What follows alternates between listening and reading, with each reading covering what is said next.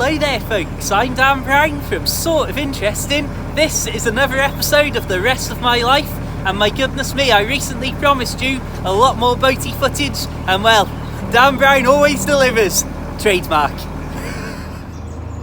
One of the things I like about being able to film freehand and show you stuff is you're getting the actual proper eye view rather than the GoPro on the tripod, which I've been a fan of, but this is the actual view. Literally, you're seeing what I am seeing as I see it. I can turn around, I can see the coffin there that keeps the sleepers in to block up the canal. You can see the woodland here, trees fallen over many years ago by the looks of it.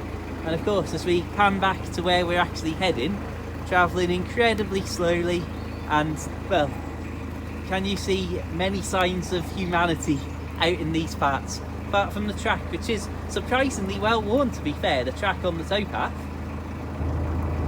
Absolutely beautiful. Well, my friends, that may just look like a lot of white sky through the trees there, but I promise you, the bottom half of the whiteness is definitely Colmere, just reflecting a very grey sky.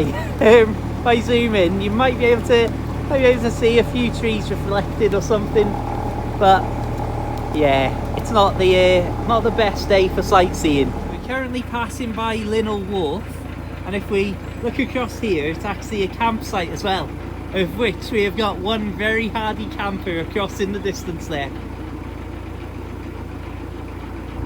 Although I'm out boating in the rain and the cold weather and all the rest of it, so who's more foolish? It's been a long time since I've been down here, my friends, and I've just remembered this is one of my least favourite bits of the canal. Look at this as we zoom in here from a wide angle on the corner, how absolutely blind this bend is. And if we just speed up now, we can see it's clear. You might also be able to tell there is a bridge on the other side of it too. So you can imagine in the middle of summer, there's some, I wouldn't call them collisions, I'd just say some close encounter. There is a boat coming. My friends, you may recall many years ago, if you followed my videos for a while, when somebody stole my iPod on the tripod that I had left just on a field looking across at the boat. That was actually this spot here, and I just happened to look out of the window because I'd left the iPod on the tripod up here, just filming across at the boat for a time lapse. Looked out of the window, and lo and behold, the boat was moored just there. It had gone. So I quickly ran up these steps here and caught a bloke trying to walk off with it. So he promptly handed it over. I didn't know whether, well, at first you have that sort of shock thing that you don't want to believe someone's stealing it, first of all. And it wasn't until I reviewed the footage that had been recorded, because obviously the iPod was just filming across at the boat, and you saw him looking at it, and then when vehicles came down the road towards him, he threw the tripod and that into the hedgerow so that people wouldn't see that he had it. And that's when I knew, after the fact, that he had definitely, legitimately been trying to take it and cover up that he was stealing it. What an absolute fool! And what an unbelievable bit of luck that I just happened to look out at the right time to see that it was afoot. Low flying helicopter, slow old boaty boat. We are now moored up, at least for the next night or so. See, it's meant to be another very poor day of weather tomorrow, so I might hang about a little bit longer. Well, I just tie the ropes properly and stuff, and obviously put the back cover up now that we're hopefully not going to leave it at a bridge while we're moored up. Put the chimney back in, throw something in the fire just to get a little bit of heat going in the boat so we can get into the nice warm dry boat, and then start peeling off layers of wet clothing. Sometimes, my friends, the weather is your friend and all is well in the world. Other times, the weather is not your friend, and you know what? Everything is still well in the world.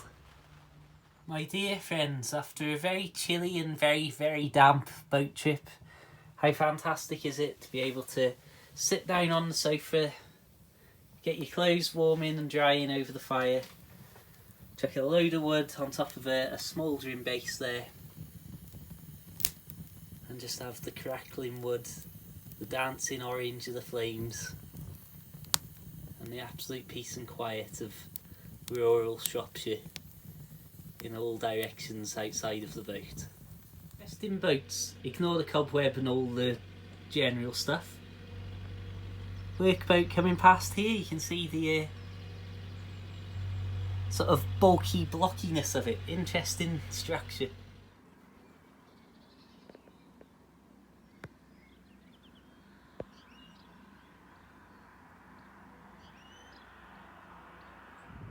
Right, my friends, take in this piece, and then I don't know if you can hear that bee buzzing around or some sort of fly very close by.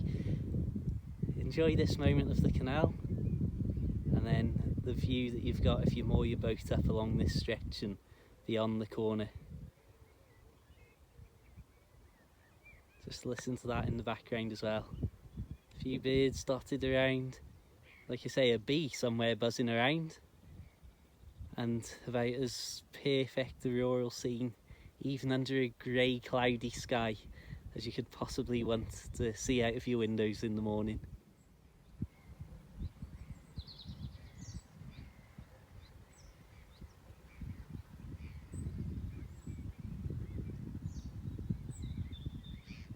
Many, many years ago, there was a very wet Dan Brown sheltering in this very phone box, making this exact walk from his previous boat up to Welshhampton, sheltering from the rain with all the spiders and all the rest.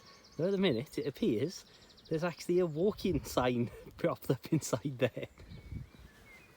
Well, my friends, as you can probably tell, the weather has picked up a lot since my last boat trip, and as we have seen over the end of April and the start of May, the weather's gone from blazing hot like this, where even wearing this long sleeved but light shirt feels like I'm overdressed for it, to, well, absolute pouring rain and driving rain for days on end, as you saw with my last boat trip. And the temperature difference has been absolutely extraordinary too, but hopefully we're now on the right side of that and we're going to get settled into a good old summer. I think there's a cobweb or maybe a spider somewhere around me. Anyway, let's carry on with the video.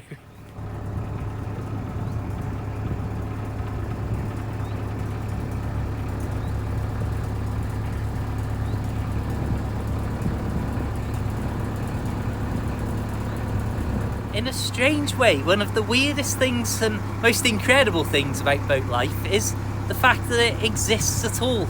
In 2019, just take a look at what we're doing here. It's an absolutely beautiful, picture-perfect moment here. Beautiful rural canal, middle of nowhere, countryside for miles around.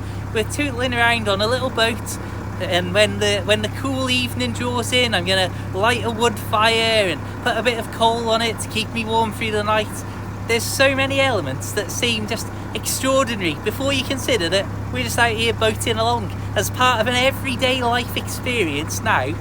This is literally, through the summer months, something that I'll do multiple times, and it just doesn't seem right that we're here in 2019 when we're led to believe that everyone's got to be running around like a lunatic, and you see these cities with millions of people living in them around the world and all the stress and hustle and bustle and the rest of it, and yet we're here travelling at maybe, at this point, I'd say we're somewhere between 2 and 3 miles an hour, judging by the speed, the dizzying speed that the side of the canal is passing us by here.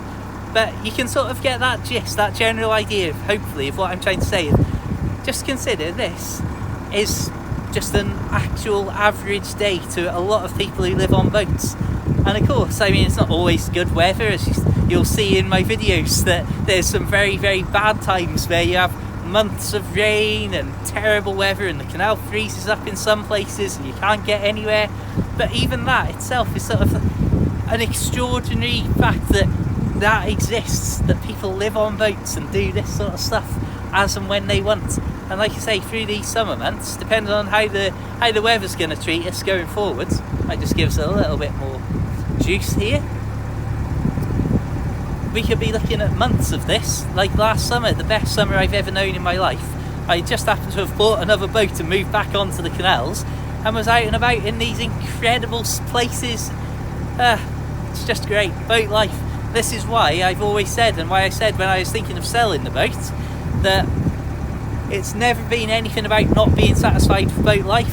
First of all, as a cyclist and a keen walker, being able to be in places like this where you've got nothing but rural scenery for miles and miles on end, and you can chop and change where you're stopping from week to week, from day to day if you wanted, and go out and explore on your bike or in your boots. Obviously, that sky above us, you can imagine no light pollution around these places. When you get to night, get the telescope out, just naked eye astronomy even. Extraordinary what you can see up there in the sky. And finally, what better place to have some peace and quiet and calm, to sit down in the evenings, muse on life, write away at me little books that I like to write, and just, well, yeah, 2019, and I feel like I'm in some sort of hybrid of 2019 and 1819. Beautiful, beautiful way of life.